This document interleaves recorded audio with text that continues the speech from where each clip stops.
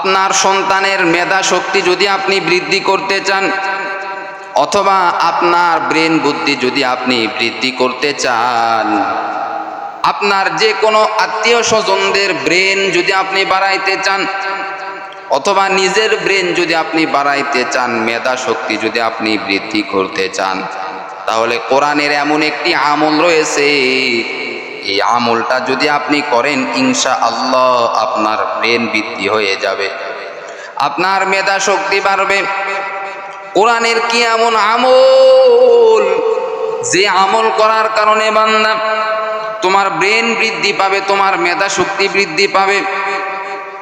এই আমল করার কারণে অনেকে ব্রেন বৃদ্ধি পেয়েছে, তারা অনেকে এখন জ্ঞানী হয়ে গেছে, বুদ্ধিমান হয়ে গেছে কোরআনের চিকিৎসা নেওয়ার কারণে। এই কোরআন হলো সকলের জন্য একটি রহমত। এই কোরআনের মধ্যে সব কিছু রয়েছে, চিকিৎসা রয়েছে, সমাজ কিভাবে চালাইতে হবে, দেশ কিভাবে চালাইতে হবে, সব কিছু কোরআনের মধ্যে আছে। আজকে আমরা কোরআন থেকে দূরে সরে থাকার কারণে আমরা বিপদের মধ্যে রয়েছি।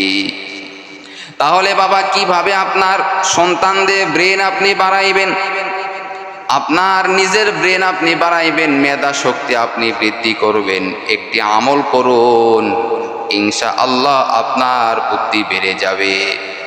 সেই আমলটি হলো ফজরের নামাজের পরে সূরা তহার একটি আয়াত রয়েছে, ওই আয়াতটি আপনি 21 বার পাঠ করবেন। মাথার মধ্যে হাত দিয়ে আপনি পাঠ করবেন 21 বার। 21 বার যদি পাঠ করেন ইনশাআল্লাহ আপনার ব্রেন বুদ্ধি বৃদ্ধি পেয়ে যাবে। সেই আয়াতটি হলো রব্বি ইশরাহ লি সাদরি ওয়া ইয়াসসির লি আমরি ওয়াহলুল উকদাতাম মিন লিসানি ইয়াফকাহু কওলি।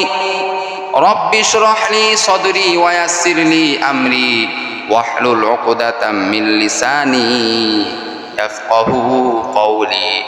রব্বি ইশরাহ লি সাদরি ওয়া ইয়াসসির লি আমরি ওয়াহলুল উকদাতাম মিন লিসানি ইয়াফকাহু কওলি। এটা যদি আপনি 21 বার যদি আপনার মাথায় হাত দিয়ে যদি আপনি পাঠ করেন, ফজরের নামাজের পর 21 বার যদি আপনি পাঠ করেন, ইনশাআল্লাহ আপনার মেধা শক্তি বৃদ্ধি পেয়ে যাবে। আপনার সন্তান পরীক্ষায় ভালো রেজাল্ট করতে পারে না, আপনার সন্তানের মেধা শক্তি খুবই কম, আপনার সন্তানের মেধা অত্যন্ত দুর্বল, আপনি টেনশন করবেন না। শুধুমাত্র আপনার সন্তানের মাথায় হাত দিয়ে আপনি 21 বার এই আয়াতের অংশটা আপনি পাঠ করবেন। সূরা তহার এই আয়াতটা আপনি পাঠ করবেন। রব্বি ইশরাহ লি সাদরি ওয়া ইয়াসসির লি আমরি ওয়াহলুল উকদাতাম মিন লিসানি ইয়াফকাহু কওলি। এতটুকু আপনি যদি 21 বার যদি আপনার সন্তানের মাথায় হাত দিয়ে যদি আপনি পাঠ করতে পারেন, ইনশাআল্লাহ কোরআনের উপর যদি আপনার বিশ্বাস থাকে, আল্লাহর উপর যদি আপনার বিশ্বাস থাকে, জান্নাতের উপর যদি বিশ্বাস থাকে, জাহান্নামের উপর যদি আপনার বিশ্বাস থাকে, কিয়ামতের সম্পর্কে যদি আপনার বিশ্বাস থাকে, ওরে নবীর আশিক উম্মতের দল, ইনশাআল্লাহ আপনার সন্তানের ব্রেন বুদ্ধি বৃদ্ধি পেয়ে যাবে।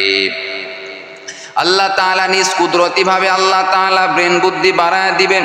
এবং আপনার মুখের মধ্যে যদি জড়তা থাকে, আপনার সন্তানের মুখের মধ্যে যদি জড়তা থাকে, তাহলে এই জড়তাকেও আমার আল্লাহ দূর করে দিবেন।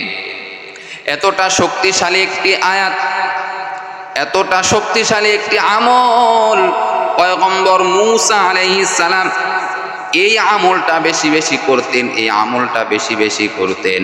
পয়গম্বর মূসা আলাইহিস সালাম এই আমল করার কারণে ফলাফল পেয়ে গেছেন। আরো অনেক বুজুর্গানে দিন এই আমলটা করতেন।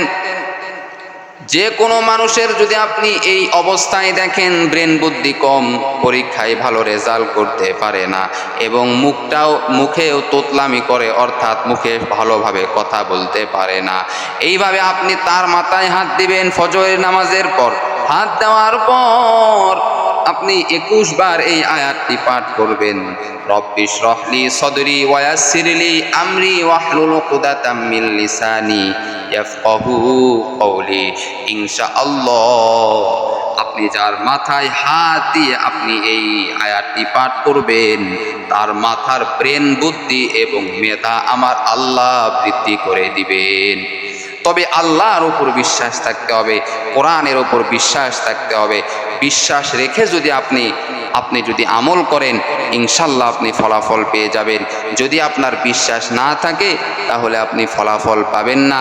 বিশ্বাস করে এরপরে যদি কোরআনের আমল করা হয়, ইনশাল্লাহ অবশ্যই আমার আল্লাহ ফলাফল দিয়ে দিবে।